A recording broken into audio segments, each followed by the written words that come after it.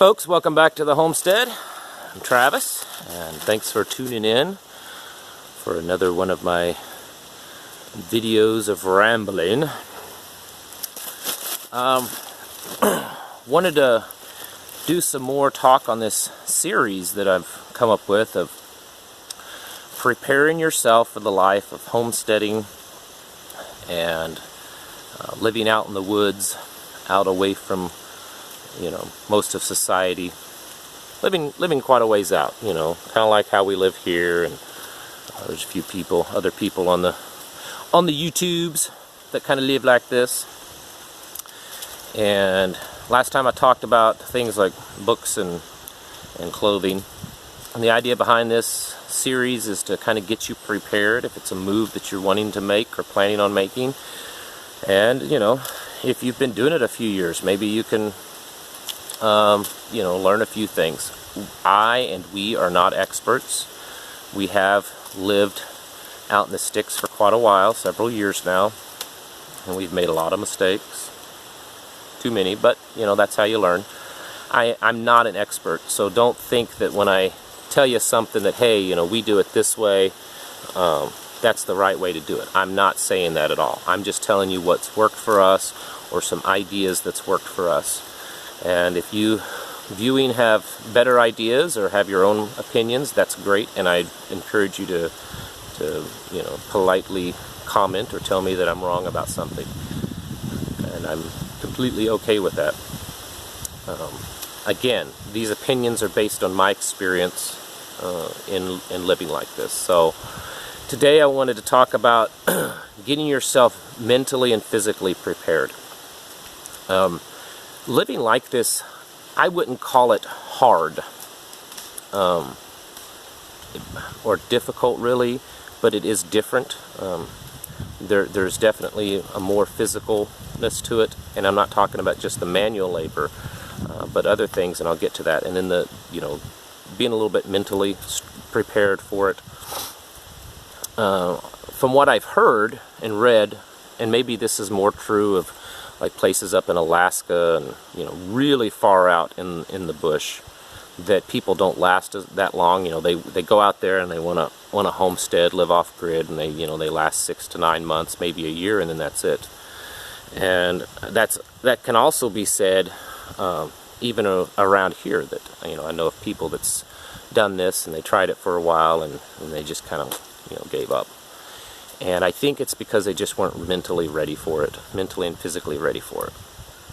And so the mentalness is understanding that things are different.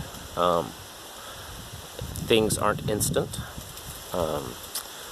You need to mentally and physically prepare lots of things. So it's a for instance, let's just say you run out of milk. And if you do this in the city, there's usually a convenience store, grocery store within usually just a few blocks. You don't have to drive that far. Many of you can probably walk to a place to get a gallon of milk. Well, out here, as I've said in the past, it's 35 plus minutes to get a gallon of milk. You run out of something. So there's a mental preparedness there of that. We have to think of these things that we might need and kind of plan ahead, because we don't want to be running to the store all the time. Mentally preparing yourself that, a lot of times things aren't going to be as instant. And as an example, we cook all of our food from scratch. My wife is an amazing cook, and she does the majority of it. I have a few dishes that I make, but she does the big bulk of all the cooking around here, and we do it all from scratch. Now it takes longer. You have to prepare those things. Some of these meals may take all day, sitting in a slow cooker or something, or outside over the fire, and others they don't. But your things aren't as instant. We don't have a microwave, and so it's not something you're just gonna throw in and nuke something to have it quickly. So there's that, learning that things kind of move at a slower pace. You may have ideas of, I'm going to get all this stuff done. We're going to get this raw land, and within 1 year we're going to have our chicken coop built, a barn built, our gardens ready, house ready, you know, all these ideas, these goals. And maybe you are able to do that, and if you are, then congratulations. But the reality is most people, it takes several years living out like this to get those things done. For instance, around here, a garden. Pretty much anywhere in the Ozarks. I know of a few places that this may not exactly be true, but the majority of the Ozarks has a lot of rocky, sandy, clay, it depends on where you're at, but a lot of rocks. The soil, it's not that it's bad soil, it's just really hard-packed, rocky soil. And you're not gonna, you know, unless you have a lot of money or, you know, equipment, it's gonna be a while, it's gonna be a few years before you get that garden really good. Doesn't mean you can't grow something in the first year, but your harvest isn't going to be that great typically, especially if you're doing organic, because your soil, it's just going to take a while. And that doesn't matter if you're doing a till method or a no-till, back to Eden type method. It's going to take a while. Most gardeners will tell you, that I've talked to anyways, that when you start off on a fresh garden where there's never been a garden before, it takes about 5 years to get that soil built up to its optimal level, of every year doing things to it, to, you know, mulching it and that sort of thing. So, you know, you may have this idea that, you know, okay, we're going to make our move in January, and then we're going to plant our spring, early summer garden, and we're going to grow enough food that we'll have food to live off of all winter until the next spring. That may not happen. That may not happen, not to be discouraging, just because, you know, it's your first year. There's so many variables, especially having a first garden in a new place, that it may not work out that way. So you have to be patient. You have to kind of plan, you know, have backup plans, because what you're wanting to do just may not work. Things kind of move at a slower pace when you're doing this kind of lifestyle. If you've worked in an office your whole life, or a job that may not be too terribly physical, and a lot of jobs aren't extremely physical, the idea that you're going to go out and build a chicken coop one day, a greenhouse the next day, and a barn on the weekend, you might realize, even if you are young, and I'm not young anymore and I've got medical problems, but you might realize, wow, that's a lot harder than it looks. You know, it's not like watching a 10-minute edited, sped up video where they built the barn, you know, in 10 minutes. It doesn't work that way, you know, unless you're the Amish and you've got 50 families coming over to do a barn raising. So sometimes you need to pace yourself. There's days that, you know, we may go several days in a row and just work ourselves, and then, you know, we just got to stop, you know, and sometimes we kind of get a little aggravated, because maybe the day that we, you know, our bodies tell us, okay, it's time to settle down, it may be a nice day, and we're like, man, we feel like we're wasting this day. But that's just how it goes. I'm not saying that we, you know, sit around all the time, but, you know, you have to pace yourself, because, you know, it's you can't do everything all at once. So a lot of it's just being patient, and having that mental understanding that typically things don't go exactly as planned. I hope most of you have realized that now in your life, that it doesn't always go as planned, and it's good to have a plan. It's good to have backup plans. I love to have contingency plans. You know, 1 is none, 2 is 1, 3 is 2 kind of thing. But getting yourself that kind of physically and mentally prepared is, I think, very essential to this lifestyle. Another thing is you know, I thought about when I was thinking about this subject, is physically, not just physically fit, and that kind of seems to be a given. I mean, you should be somewhat physically fit. I am not in the best shape at all, but you need to be somewhat physically fit so that you can split wood, or work in a garden, or, you know, walking out in the woods to do things, cutting a tree down, whatever it is. You need to have, you know, be able to do some things. So you need to have some kind of physical fitness, and then obviously typically the better health you are, the less, you know, illnesses you'll incur, which is a good thing when you're living out here. But also something else that involves that physical and mental, both, is becoming accustomed to the changing of weather and the changing of temperatures and things like that.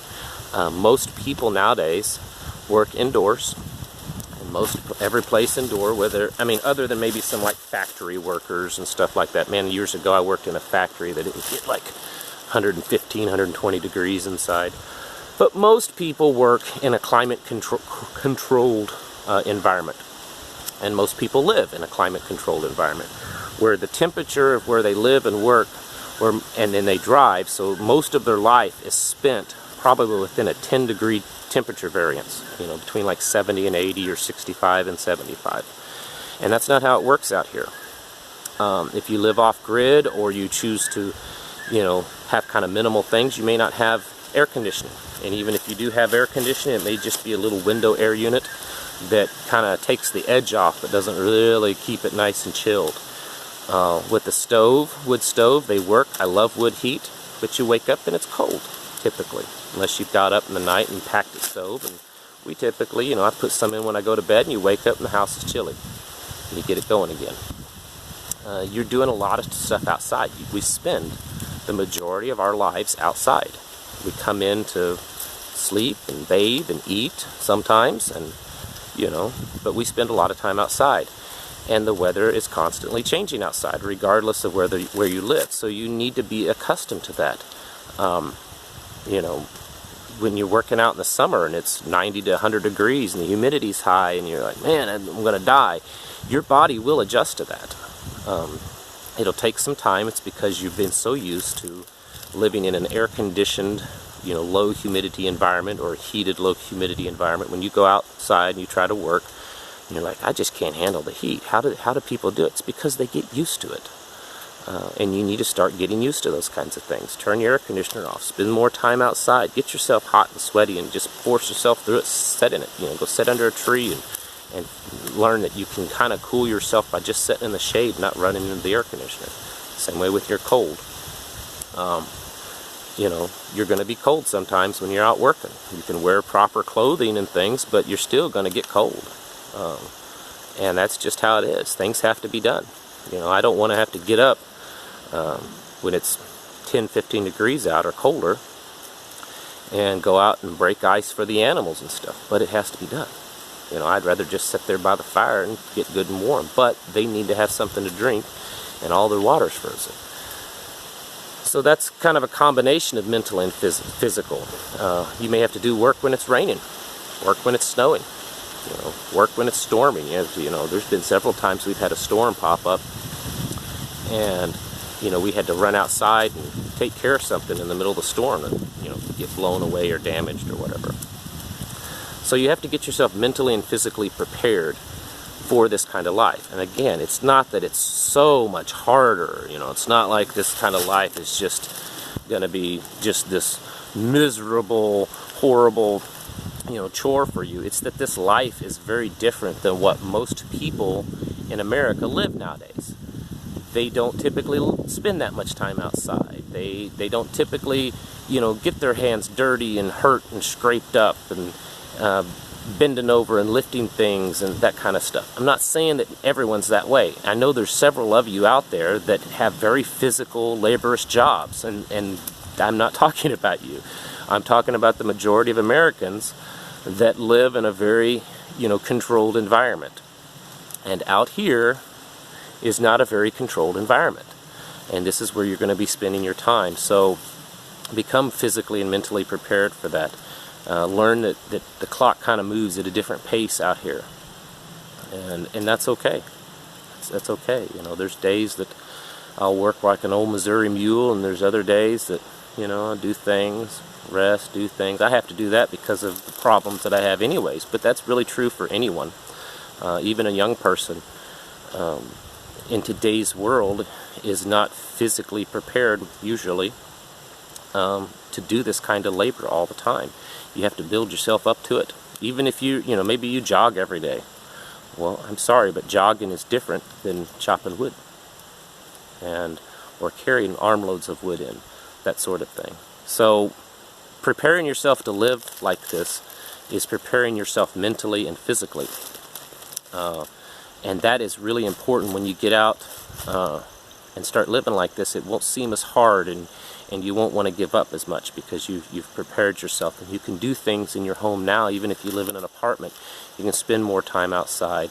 I've seen them, I don't know what they're called or things, but there's workout routines you can do to kind of simulate farm life, I guess. Shoveling things, digging things, chopping things. Work certain of those muscles, spend time outside, get yourself hot and sweaty and heart rate beating and all that kind of stuff. Go out in the cold and do stuff, go out in the rain and do stuff. Get yourself prepared for it, and understand that you're not going to get the things done that you want, and things just work at a slower pace out here.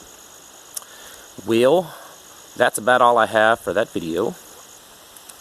I have several more ideas for this video series, and I'll be posting those. If you guys have any ideas of how to prepare yourself to homestead, how to prepare yourself to be a neo-pioneer, whatever term that's out there. I use homestead because that seems to be the most used one, but living out in the woods like this, living self-sufficient. What are some things that people should do to kind of prepare themselves for that? Alright, well, that's about all I have right now. Thank you for tuning in. I encourage you to like, subscribe, share, do all that fancy jazz, because it gets the word out, and, well, I guess that's the only reason why.